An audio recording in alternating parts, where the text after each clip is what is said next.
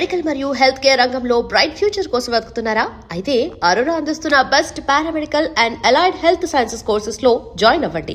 నిజమైన సమస్య ఉపాధికి పనికొచ్చే వాళ్ళుగా తయారు చేసి ఆత్మవిశ్వాసాన్ని ఇవ్వటం లేదు.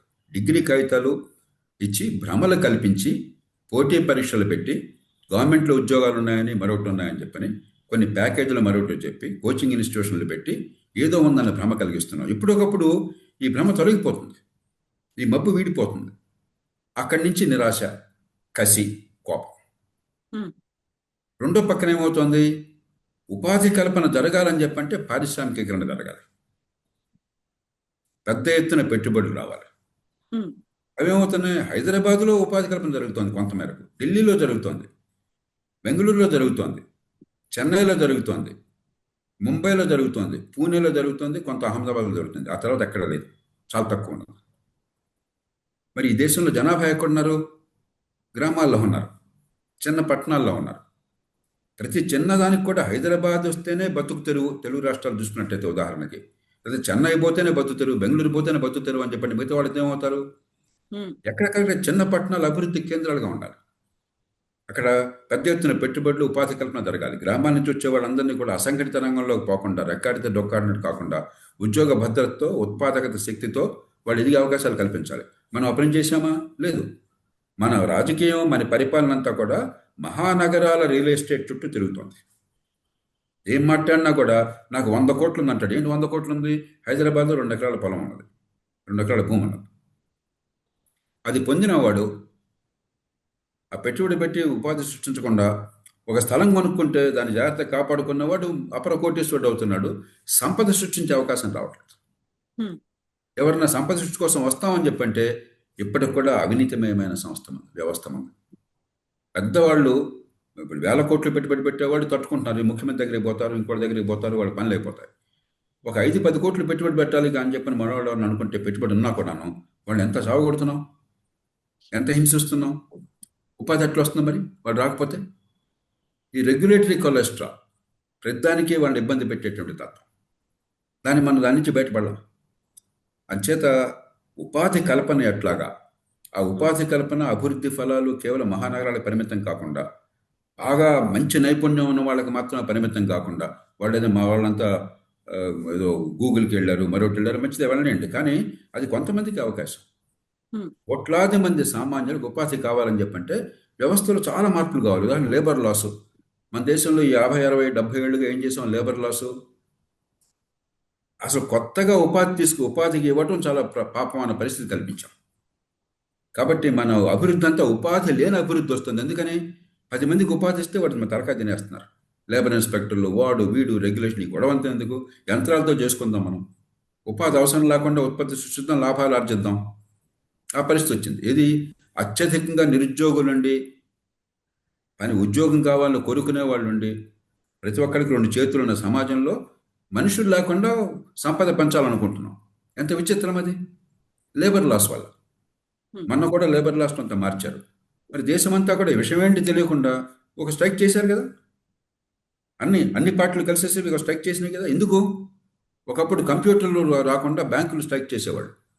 మీకు గుర్తుందో లేదో, మీరు చిన్నపిల్లగా ఉన్నప్పుడే, మీరు పుట్టినప్పుడు ప్రతి సంవత్సరం బ్యాంకు ఉద్యోగులు కంప్యూటర్లు వద్దని స్ట్రైకులు. అన్ని పార్టీలు వాళ్ళకి మద్దతు. ఇవాళ ఏమనండి, జనం తంటారు. ఇప్పుడు లేబర్ లాస్ కానీ మరొకటి కానీ ఇట్లానే ఉంది. ఏమన్నా నిజంగా భవిష్యత్తుని మనం పదిలపరచాలని చేస్తే దానికి ప్రతిఘటన విషయం తెలియకుండా గందరగోళంగా పాతకాలం ఊజుపట్టిన భావాలతో వ్యవసాయ చట్టాలు తీసుకొచ్చారు. అప్పటికిప్పుడే చెప్తున్నాను, మంచి చట్టాలు. ఏ పార్టీ తెచ్చిందో నాకు అనవసరం. అవి రైతుకు అవసరమైన చట్టాలు. ఎంత గందరగోళం చేసాం, చివరికి వెనక్కి తీసుకున్న పరిస్థితి కనిపించాం. కాబట్టి అసలు ముందుకు వెళ్ళే అవకాశం లేకుండా కాళ్ళకి బంధనాలు వేస్తున్నాం. ఉపాధి కల్పన, సంపద సృష్టి, ఉపాధి కల్పన కూడా మహానగరాల్లో కాకుండా చిన్న చిన్న పట్టణాల్లో ఎక్కడికక్కడ దీని మీద దృష్టి పెట్టకపోతే ఈ కాగితాలు, సర్టిఫికేట్లు, కాగితాల డిగ్రీలు, నైపుణ్యం లేకుండా ఇటు వీళ్ళకి పనిచేసే శక్తి, నైపుణ్యం లేదు, సంపద సృష్టించే శక్తి లేదు. అక్కడ సంపద సృష్టి కోసం పెట్టుబడులు లేవు. అలాంటి వాతావరణం ఉంటే ఈ సంక్షోభం మరింత జటిలమవుతుంది. ఇప్పుడు చూస్తుంది చాలా తక్కువ. వచ్చే 5, 10, 15 సంవత్సరాల్లో ఈ సంక్షోభం జటిలమవుతుంది. కాబట్టి నేను వినమ్రంగా కోరేది మీడియాని కానీ, రాజకీయ పార్టీలు కానీ, ఇప్పుడేదో తంటాలు పడతారు, ఏదో శాంతి భద్రతల సమస్యగా పరిగణిస్తారు కొందరు. మరో సమస్యలు పరిగణిస్తారు కొందరు. రాజకీయంగానే మరో రకంగా ఏదో ప్రస్తుతానికి పరిష్కారం అవుతుంది, వారం రోజుల తర్వాత మీడియా పట్టించుకోవడం మానేస్తుంది. కానీ సమస్య తీవ్రమైన సమస్య ఉంది, జటిలమైన సమస్య ఉంది. ఇది ఒక మీడియా షోగా కాకుండా ఒక తీవ్రమైన భారతీయ సమాజాన్ని కొల్లబడుస్తున్న ఒక కీలకమైన ఆర్థిక సమస్య, రాజకీయ సమస్య ఉంది.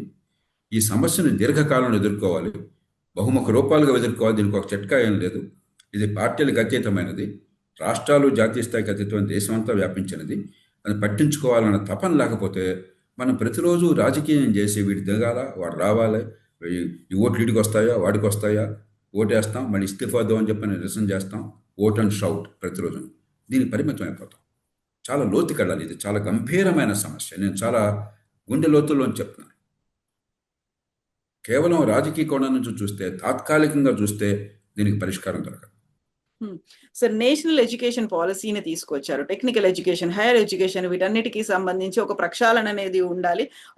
అందరికీ ప్రాపర్ గా అందాలి, అందరికీ సమాన అవకాశాలు, ఇవన్నీ పెట్టుకున్నప్పుడు ఇప్పుడు జరుగుతున్నటువంటి వర్షాకాల పార్లమెంట్ సమావేశాల్లోనే యూజీసీని రద్దు చేస్తారు అనేటువంటి ఒక మాట, దానికి సంబంధించి ఒక బిల్లును కూడా తీసుకొస్తారు అనుకున్నాం. మీరు చెప్పినట్లుగా ఈ సమూల ప్రక్షాళన జరగాలి. ఒక పెరిఫెరల్ గా కాదు, పై పూతలు మెరుగులు కాదు, డీప్ రూటెడ్ గా ఉన్నటువంటి దాన్ని తొలగించాలి, పెకిలించి వేయాలి అంటే ఒక రకంగా కేంద్ర ప్రభుత్వం, రాష్ట్ర ప్రభుత్వాలు, సంస్థలు, స్టూడెంట్స్, ఆర్గనైజేషన్స్ అందరూ కలిపి చేయాల్సినటువంటి అవసరం ఉంది. అది కేవలం నీటికి మాత్రమే పరిమితం అవుతుందా? గతంలో అయితే నాస్కామ్ రిపోర్ట్లు ఇచ్చింది సార్. ఇంజనీరింగ్ కి సంబంధించి ఎవరైతే సర్టిఫికేట్లు తీసుకొని బయటకు వస్తున్నారో వాళ్ళకి స్కిల్స్ లేవు, నాలెడ్జ్ లేదు, అప్గ్రేడ్ చేసుకోవట్లేదు, ఇవన్నీ అంటున్నప్పుడు right from everything, either it may be NEET కావచ్చు, మెడికల్ ఎంట్రన్స్లు, ఆ తర్వాత ఇంజనీరింగ్, వీటన్నిట్లలో కూడా మీరు చెప్పినట్టుగా ప్రాపర్ గా స్కిల్ఫుల్ గా ఉండాలి, ఒక కాంపిటేటివ్ స్పిరిట్ అనేది ఉండాలంటే ఏం చేయాలి సార్? కవిత, కాగితం మీద మనం మంచి మాటలు మాట్లాడుతున్నాం, ఏం చేయాలో ఎన్నో నివేదికలు చెప్తున్నాయి. జాతీయ విద్యా విధానం, నేను ఆ డాక్యుమెంట్ విద్యా విధానం వచ్చినప్పుడు చదువుతుంటే ఒళ్ళు గగురు పొడిచింది.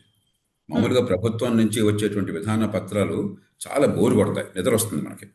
కానీ అది చదువుతుంటే మీరేదో ఒక ఉత్తేజభరితంగా, అంటే అంత పదజాలం వాడారు, కొంచెం లోతుకు వెళ్ళే ప్రయత్నం జరిగింది. కానీ అమలు చాలా ఉదాసీనంగా జరుగుతుంది. ఏమన్నా కొద్దిపాటిగా జాతీయ స్థాయిలో సంస్థలు, విద్యా సంస్థలు, స్కూల్ విద్యా సంస్థలు కావచ్చు, సిబిఎస్ఈ లాంటి సిలబస్లు కావచ్చు, లేకపోతే జాతీయ స్థాయిలో యూనివర్సిటీలు కావచ్చు, కొద్దిపాటిగా అది కూడా సరిగ్గా అమలు చేస్తుంటే రాష్ట్రాల్లో దాదాపు అమలు లేదు. ఎప్పుడో 160 సంవత్సరాల క్రితం, 160 సంవత్సరాల క్రితం 1869లో చార్ల్స్ ఎలియట్ అని, మహాత్మా గాంధీ పుట్టిన సంవత్సరం, చార్ల్స్ ఎలియట్ అనే ఆయన హార్వర్డ్ యూనివర్సిటీకి ప్రెసిడెంట్, అంటే వైస్ ఛాన్సలర్ అయినట్టు, మన భాషలో వైస్ ఛాన్సలర్. ఆనాడు ఎలక్టివ్ సిస్టమ్ ప్రవేశపెట్టాడు. అప్పటిదాకా చదువు అని చెప్పంటే బైబిల్లో చెప్పింది, మత గ్రంథాల నుంచి వచ్చేది, క్లాసిక్స్, తర్వాత రేపు పొద్దున ప్రీస్టులుగా ఉండటం కోసం చదువు. అలా కాదు, ఆధునిక యాంత్రిక యుగంలో పనికొచ్చేవాళ్ళుగా తయారు కావాలని చెప్పి నేను చదువు పరిస్థితిని మార్చి ఫ్లెక్సిబుల్గా ఎలక్టివ్ సిస్టమ్ పెట్టి చేతులతో నైపుణ్యం నేర్చుకోవాలని గట్టిగా వాదించాడు. 40 ఏళ్ల పాటు వైస్ ఛాన్సలర్గా ఉన్నాడు ఆయన, 1909 దాకా ఉన్నాడు. ఆనాడు 160 ఏళ్ల క్రితం ఆయన చేస్తే, ఇప్పుడు జాతీయ విద్యా విధానంలో మొట్టమొదటిసారిగా పెట్టిన చివరి దేశం భారతదేశం, ఎలక్టివ్ సిస్టమ్ అని చెప్పారు. మీరు, నేను గుండె మీద చేసుకుని చెప్తున్నాను, బహిరంగంగా నేను చెప్తున్నాను, ఛాలెంజ్ చేస్తున్నాను. ఈవేళ మన యూనివర్సిటీల్లో డిగ్రీ పొందిన వాళ్ళలో 180 మందికి కనీస ప్రమాణాల నైపుణ్యం ఉందని చెప్పమనండి. ఒక మెకానికల్ ఇంజనీర్ చేస్తే ఇంట్లో స్కూటర్ చెడిపోతే, కారు చెడిపోతే, తల్లో తండ్రో, నాన్న నువ్వు మెకానికల్ ఇంజనీర్ చేసావు కదా, ఈ కారు సంగతి చూడు, స్కూటర్ సంగతి చూడంటే ఎక్కడ ఏం చేస్తున్నాడు ఈ కుర్రాడు? పక్కన చదువులేని మెకానిక్ దగ్గర తీసుకుపోతున్నాడు. ఎందుకంటే మనకంటే చదువులేని మెకానిక్ దగ్గర నైపుణ్యం ఉన్నాడు, ఎవరి దగ్గర నేర్చుకున్నాడు పాపం. కాబట్టి అతనికి కొంత నైపుణ్యం ఉన్నది. డిగ్రీ ఉంది, బట్టి పట్టాడు, థర్మోడైనమిక్స్ లాస్ కానీ, మరొకటి కానీ, ఈ ఇంటర్నల్ కంబస్షన్ ఇంజిన్ కానీ, పుస్తకాలు బట్టి పట్టాడు. అసలు మెషిన్ ఎట్లా ఉందో తెలియదు, దాన్ని చేతితో పట్టుకోవడం తెలియదు, దాన్ని చూడడం తెలియదు. వాళ్ళు తప్పు కాదు, అది పిల్లలు తప్పు కాదు, అదేం తెలియకుండా ఫస్ట్ క్లాస్ వచ్చేస్తేనే తెచ్చుకుంటున్నారు. కానీ మనం ఈ భేదం ఉందే, మీకు పనిచేసే శక్తి, సంపద సృష్టించే శక్తి, కాలేజీలో డిగ్రీ, ఈ రెంటికి మధ్య అంతరం పెరిగిపోయిందన్న విషయాన్ని మనం నటిస్తున్నాం, దాచిపెడుతున్నాం. ఇప్పటికి కూడా అది జరుగుతుంది, ఈనాటికి కూడా అది జరుగుతుంది. అది ఉన్న కొద్దికి, అదివరకు మామూలు గ్రాడ్యుయేషన్ అట్లా తయారైంది. యూనివర్సిటీ గ్రాడ్యుయేషన్లో ఒక వ్యవసాయ పట్టభద్రులు తప్ప ఇంజనీరింగ్, వ్యవసాయము, ఇంజనీరింగ్, మెడిసిన్ కొంతమేరకు కొంతకాలం పాటు దూరంగా ఉన్నాయి. కొంచెం ఏదో ప్రయత్నం చేశారు. కాలక్రమేణా వ్యవసాయ యూనివర్సిటీలు అట్టగా తయారైనాయి. నేను స్వయంగా గవర్నమెంట్లోకి వచ్చినప్పుడు వ్యవసాయ యూనివర్సిటీలో బ్రహ్మాండమైన పని జరిగేది. ఇవాళ చాలా యూనివర్సిటీల్లో చాలా మొక్కుబడి జరుగుతుంది, కొద్దిమంది తప్ప. అట్లాగే ఇంజనీరింగ్ కాలేజీలు ఏమైపోయినా మనం చూసాం. ఇవాళ పేరుకి ఇంజనీరింగే కానీ ఏమీ తెలియదు. క్రమక్రమంగా వైద్యానికి విస్తరిస్తుంది. మనమంతా ఏంటి, కొన్ని చూపెడుతున్నాం, మా ఐఐటీలు బాగున్నాయి, మా ఐఐఎంలు బాగున్నాయి, ఆ బ్రాండ్ ఇమేజ్ చూపెట్టేసి మనం ఏదో నటించేస్తున్నాం. అసలు ఈ నీటికి కూడా ఎందుకింతప్పుడు ఆ 1,36,000 మంది కనుక అన్ని కాలేజీల్లో మంచి ప్రమాణాల విద్యంతో నమ్మకం ఉన్నట్టయితే నీటికి కూడా ఇంత స్ట్రెస్ ఉండదు. ఏమవుతుంది, మీకు 1,36,000 మంది ఉన్నా కూడా బాగా మంచి విద్య అందుతుంది, మాకు ఉన్నంతలో ఒక స్కిల్స్ నేర్పుతారంటున్నాయి. ఒక 10, 15, 20,000 మంది సీట్లు, 20,000 సీట్లకే ఉంది. ఆ 20,000 ర్యాంకుల కోసం గొడవ అంతా. అలాగే ఇంజనీరింగ్ చూడండి, తెలుగు రాష్ట్రాల్లో దాదాపుగా 2,75,000, 3 లక్షలు, అదొకటి 4.5 లక్షలు ఉండేది ఇంజనీరింగ్ అడ్మిషన్లు ఉన్నాయి. దేశంలో 15 లక్షల అడ్మిషన్లు ఉన్నాయి. అసలు చాలా కాలేజీల్లో పిల్లలు లేరు, చేరేవాళ్ళు లేరు. కానీ ఇంత పోటీ ఎందుకు వస్తుంది? మంచి ర్యాంక్ వస్తే ఐఐటికి పోవచ్చు, మంచి ర్యాంక్ వస్తే ఎన్ఐటికి పోవచ్చు, మంచి ర్యాంక్ వస్తే కాస్త ఉన్న కాలేజీల్లో, ప్రైవేట్ కాలేజీల్లో మంచి కాలేజీకి వెళ్ళొచ్చు, మంచి విద్య అందే కాలేజీ. మిగతా కాలేజీల్లో ఉన్న లేకపోయినా వచ్చి డిగ్రీ తప్ప కాగితం తప్ప ఏం ఉపయోగం లేదు. అర్థమైపోయింది. దానికోసం చెప్పి ఇవ్వడంతో ఒత్తిడి. ఈ కోచింగ్ ఇన్స్టిట్యూషన్లు ఇంతమంది ఇన్ని వేల కోట్ల రూపాయలు ఇవ్వాలంటే చేస్తున్నాయి ఆ మంచి ర్యాంక్ కోసం. 15 లక్షల ర్యాంకుల్లో ఎక్కడొచ్చినా పర్వాలేదు, నాకు మంచి ఇంజనీరింగ్ విద్య అబ్బుతుంది, ఆ నైపుణ్యం వస్తుందంటే ఈ కోచింగ్ ఇన్స్టిట్యూషన్ మూతపడిపోతాయి.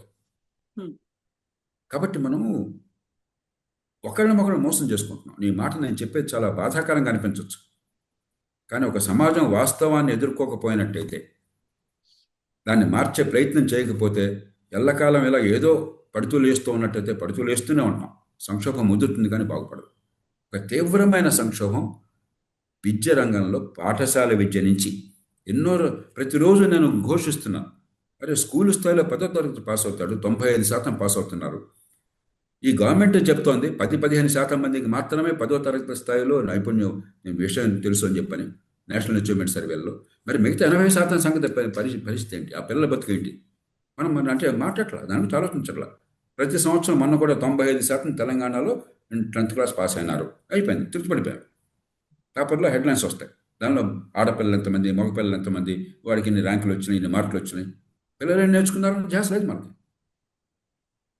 కాబట్టి తీవ్రమైన సంక్షోభం. నేను చాలా వేదంతో చెప్తున్నాను. దీని పరిష్కారం ఉన్నది, కానీ చిట్కాలతో లేదు, మంత్రాలతో లేదు, ఒక గంటలో లేదు, ఒక్క చోట లేదు, ఒక ప్రధానమంత్రితో, ఒక ముఖ్యమంత్రితో, ఒక పార్టీతో లేదు. ఈ దేశం ఒక యుద్ధ ప్రాతిపదికన ఓ పక్కన మన పిల్లల్ని రేపు పొద్దున భవిష్యత్తుకు తయారు చేయడం, ఉపాధి కోసం తయారు చేయడం, మరో పక్కన ఉపాధి కల్పన పెద్ద ఎత్తున తయారు చేయడం కోసం అన్ని అవరోధాలు తొలగించేసి, అడ్డంకులు తొలగించేసి ఒక ఉద్యమంగా చేపట్టడం. ఈ రెండు చేసి రెండు సంధానించాలి. అప్పటిదాకా ఏదో ఒక రూపంలో ఈ కాక్రోచ్ జనతా పార్టీ కాబట్టి రేపు పొద్దున మరో రోజు వస్తుంది. ఈ నీట్ పరీక్షల్లో లీక్ కాకపోతే రేపు పొద్దున ఇంకో సంకట్ వస్తుంది. దేశంలో చాలా జరుగుతూనే ఉంటాయి. ఏదో ఒక స్పార్క్ వస్తుంది. స్పార్క్ సమస్య, ఒక పౌడర్ కెగ్ ఉన్నది అక్కడ. అది ఉన్నప్పుడు ఏ స్పార్క్ వచ్చినా కూడా అందుకుంటుంది. సో ఇప్పుడు కాక్రోచ్ జనతా పార్టీ ఒక సెటేరికల్ గా స్టార్ట్ చేసినటువంటి పార్టీ. ఒక లేజీగా ఎవరైతే ఉన్నారో ఆ యూత్ అందరూ మాకు వాలంటీర్స్ గా రండి అని ఒక పబ్లిక్ గా అనౌన్స్మెంట్ వచ్చింది. ప్రతి ఒక్కరూ అందులోకి వెళ్ళిపోయారు. లక్షల సంఖ్యలో ఫాలోవర్లు గంటల వ్యవధిలోనే వచ్చేసారు. అది కాస్త ఇప్పుడు నీట్ మీద మాత్రమే ఫోకస్ పెట్టింది. ఏదైతే యువతకు కావాల్సినటువంటి ఉద్యోగాలు, లేకుంటే యువతకి ఎడ్యుకేషన్ దాని మీద కావాలో అది కాకుండా కేవలం నీట్ తర్వాత మళ్ళీ వాళ్ళు ఎక్స్పాండ్ అవుతారా, నీట్ తర్వాత ఇంకేదైనా ఆలోచిస్తారా అంటే ఇప్పుడు ప్రెసెంట్ ఫోకస్ అంతా అంతే ఉంది. దేశవ్యాప్తంగా ఇప్పుడు జంతర్ మంతర్ దగ్గర జరిగినటువంటి ఒక నిరసన, ఆ తర్వాత చలో సంసద్ అన్నప్పుడు కుప్పలు తెప్పలుగా వచ్చారు, పార్లమెంట్ దగ్గరకు వచ్చారు, ప్రధానమంత్రి మోదీ నివాసాన్ని ముట్టడిస్తున్నారు. ఇది జరుగుతోంది. దీని తర్వాత ఏం చేయాలంటారు? బియాండ్ ఆలోచించాలి, ఒక బిగ్గర్ పర్స్పెక్టివ్ లో ఉండాలి అంటే సిజేపీకి మీరేం మెసేజ్ ఇస్తారు సార్? సిజేపీ తప్పు కాదు. సిజేపీ యువత మనసులో ఉన్న ఆర్తిని, వేదనని బయట పెడుతుంది ఏదో ఒక రూపంలో. తప్పు ఎక్కడుంది? రాజకీయ పార్టీలలో, ప్రభుత్వాలలో కేవలం జాతీయ స్థాయి కదా, దానికి విద్య, నైపుణ్యం రాష్ట్రాల అంశం. ఒక్క రాష్ట్రమైనా కూడా అరే మనకి సమస్య ఇట్లా ఉందని ఒక్క రాష్ట్రం స్పందిస్తుందా? కాబట్టి ఇది కాక్రోచ్ జనతా పార్టీ తప్పు కాదు, లేకపోతే ఈవేళ నిరసన తెలుపుతున్న వాళ్ళ తప్పు కాదు. అది వాళ్ళు ఈ ఆకాంక్షని, ఈ బాధని, ఈ ఆర్తిని, ఈ ఆవేదనని వెలుపుచ్చుతున్నారు. రాజకీయ వ్యవస్థ ఎందుకున్నది? చట్టసభలు ఎందుకున్నాయి? పార్టీలు ఎందుకున్నాయి? ఏం జరుగుతోంది మన సమాజంలో? ఎందుకింత యువతలో ఆర్తి వస్తున్నది? దాని వెనకాల ఉన్న మూల కారణాలు ఏమిటి? దాన్ని మనం ఎలా ఎదుర్కోవాలి? ఒక పాలనా వ్యవస్థగా, ఒక రాజకీయ వ్యవస్థగా, ఒక దేశంగా, జాతీయ స్థాయిలో, రాష్ట్రాల్లో, పార్లమెంట్లో, రాష్ట్రాల చట్టసభల్లో లోతైన చర్చ జరగాలి. విద్యను గురించి, ఉదాహరణకి విద్యా ప్రమాణాల గురించి గత 20 ఏళ్ళలో నాకు తెలిసి ఒక్కసారి చర్చ జరిగింది. ఏమిటో తెలుసా కవిత? అది పార్లమెంట్లో మన్మోహన్ సింగ్ గారు ప్రధానమంత్రిగా ఉండగా యూపీఎస్సీ వారు ఏం చేశారంటే ఐఏఎస్ వగైరా పోటీ పరీక్షల కోసం యాప్టిట్యూడ్ టెస్ట్ అని ఒకటి పెట్టారంటే లాజికల్ రీజనింగ్. ఒక మన ఉన్నతాధికారులు ఏం కోరుతాము? పాలనకు సంబంధించి, మన జీవితాలకు సంబంధించి నిర్ణయాలు తీసుకోవాలంటే లాజిక్ ఉండాలి కదా, తార్కిక దృక్పథం ఉండాలి కదా, ప్రజలకు ఉద్దేశించింది కదా, తీసుకోవాలి కదా. అదొక టెస్ట్ పెట్టారు. ఎంపీలు వెంటనే అయ్యబాబు చాలా అన్యాయం అయిపోతుంది, మా పిల్లలు సెలెక్ట్ కలర్ ఎట్లయితే లాజికల్ యాప్టిట్యూడ్ టెస్ట్ చాలా కష్టంగా ఉంది కాబట్టి తీసేయండి అని చెప్పి పట్టుబట్టారు.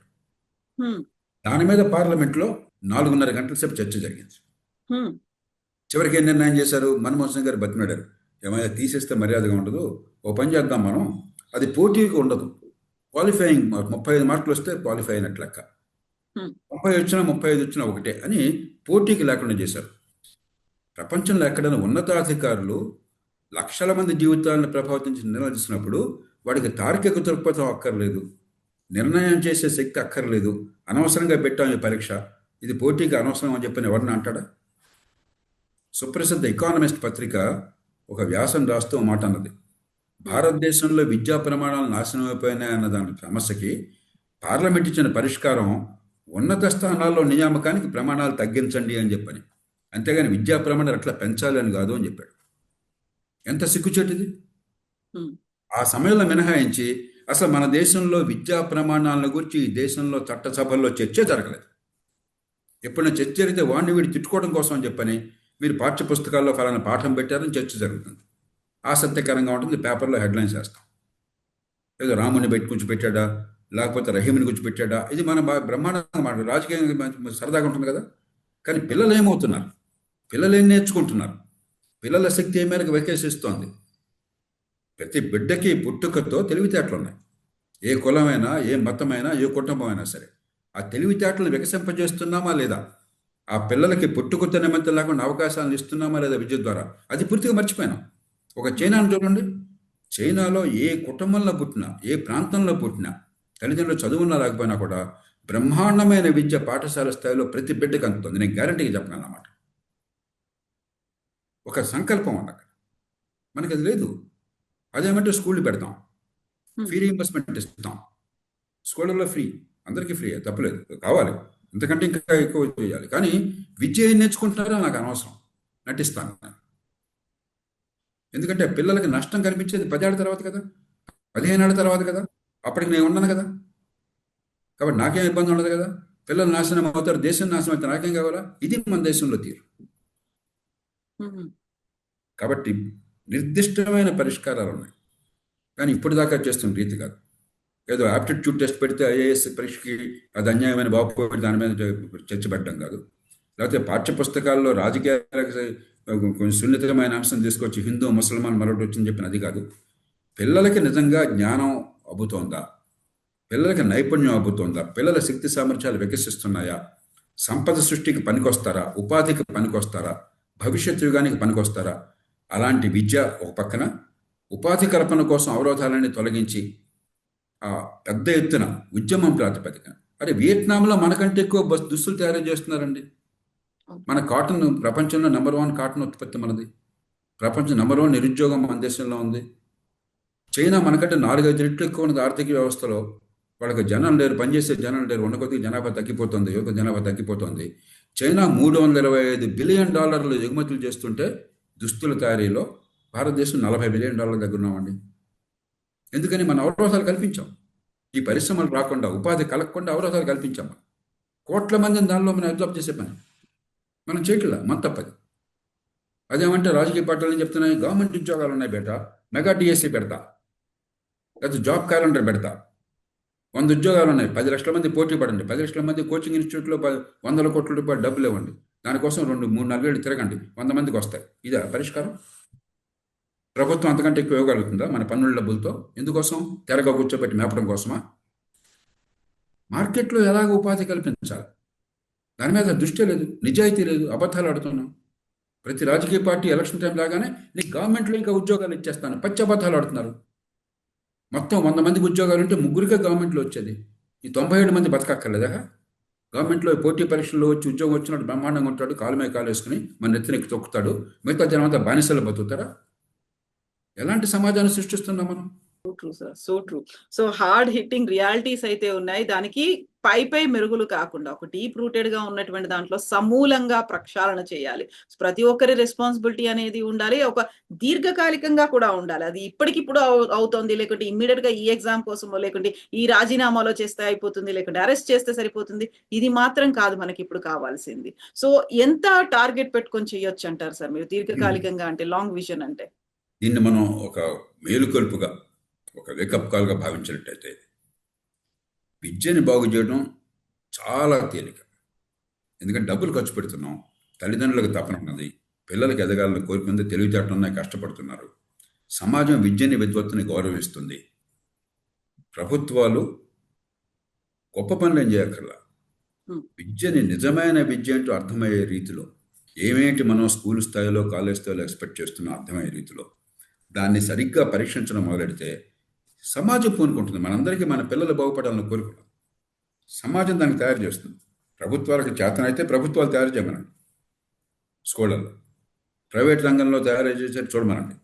కానీ ఒకవేళ ప్రభుత్వం అక్కడ సరిగ్గా చేయలేకపోయినా కూడా సమాజం చూసుకుంటుంది. నా పిల్లలు ఎదగాలి, ఇప్పుడు మనకి ఏమీ లేకున్నా కూడా మనం ఏదో ఒక ప్రోగ్రామ్ మరొకటి నేర్చుకోవట్లేదు, రేపు ఉద్యోగం వస్తుందని చెప్పని ఇంజనీరింగ్ అయిన తర్వాత కూడా అమీర్పేటకు వచ్చి లక్షల మంది తంటాలు పడుతున్నారు.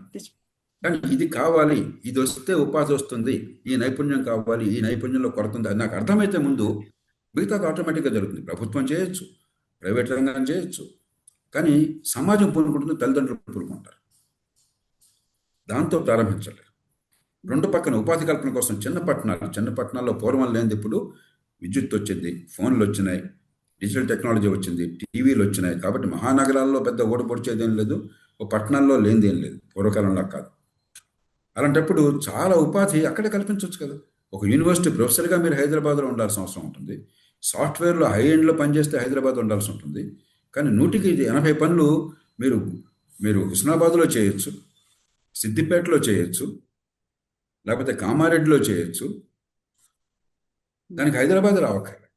మనం చేయాల్సిందల్లా గవర్నమెంట్ కనీసం పని అంతా హైదరాబాద్ చుట్టే రాజకీయాన్ని, పరిపాలనని, ఆర్థిక వ్యవస్థను తిప్పడం కాకుండా అక్కడ కనీస మౌలిక సదుపాయాల కల్పన, రవాణా సౌకర్యము, టౌన్ ప్లానింగ్.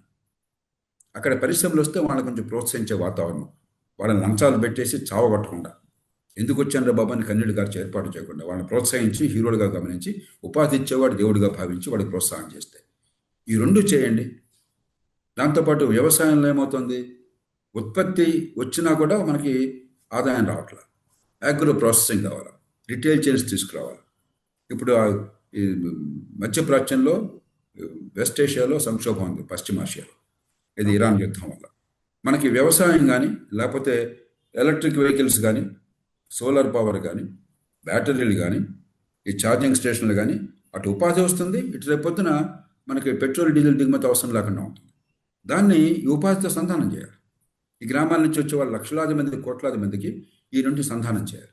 వ్యవసాయం నుంచి ఎనర్జీ కాప్స్ ఉత్పత్తి చేయటం ఎట్లాగా, దాన్ని ప్రాసెసింగ్ చేయటం ఎట్లాగా, ఎక్కడికక్కడ ఉపాధి కల్పన దానికి ఏర్పాటు చేయటం ఎట్లాగా, ఎలక్ట్రిఫికేషన్ ఆఫ్ ట్రాన్స్పోర్ట్ చేయటం ఎట్లాగా, దాని ద్వారా ఉపాధి కల్పించడం ఎట్లాగా, పెట్రోల్ దిగుమతులు తగ్గించి దేశానికి మంచి మేలు జరుగుతుంది, యువతకి అవకాశం దొరుకుతుంది.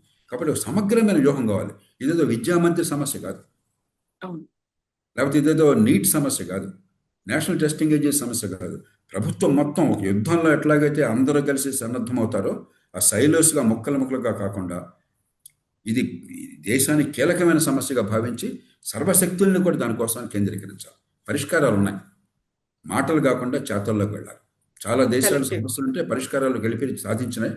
చైనా 20 ఏళ్ల క్రితం నేను చైనా సందర్శిస్తే కొంతమంది ఉన్నత స్థాయి బృందంతో, ఆ రోజుల్లో వాళ్ళు చెప్పేవాళ్ళు, మీ దేశంలో ఉన్నత విద్య బ్రహ్మాండంగా ఉంటుందండి, ఎందుకంటే వాళ్ళకి ఐఐటీలు, ఐఐఎంలు గురించి విన్నారు వాళ్ళు, మా దేశంలో బాగోలేదని బాగుపోయారు. 20 ఏళ్లలో చైనా ఒక యుద్ధ ప్రాతిపదికన ఉన్నత విద్యను బ్రహ్మాండంగా బాగు చేసి అమెరికాకు దిట్టుగా తీసుకొచ్చింది అక్కడ యూనివర్సిటీస్ని. మనం ఎందుకు చేయలేం? దీనికి నియంత్రణ అక్కర్లా. దీనికి ప్రజాస్వామ్యం అడ్డు కాదు, విజ్ఞత అడ్డు, ముందు చూపుతో పనిచేయడం అడ్డు. అంతేగాని దీనికేమీ చైనా నియంతృత్వం కాబట్టి జరుగుతుంది అది కాదు. చైనాలో భవిష్యత్తును కాపాడాలన్న తపనతో చిత్తశుద్ధితో పనిచేశారు. మనం మాటలు ఎక్కువ చెప్తున్నాం. కలెక్టివ్ రెస్పాన్సిబిలిటీ మిస్ అవుతోంది.